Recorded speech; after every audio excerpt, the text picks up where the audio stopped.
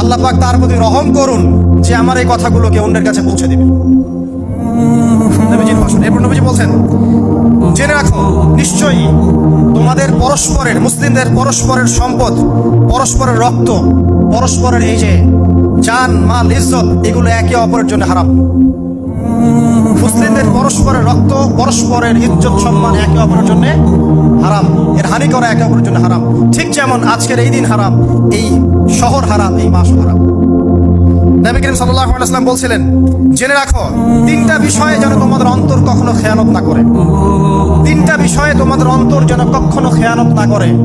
এক, তোমরা যে কাজটাই করবা শুধু আল্লাহ পাকের সন্তুষ্টির জন্য করবে। তোমরা যে কাজই করবে শুধু আল্লাহর সন্তুষ্টির জন্য করবে। তোমাদের শাসক বর্গের কল্যাণ কামনা করবে। তোমাদের শাসক বর্গের কল্যাণ কামনা করবে।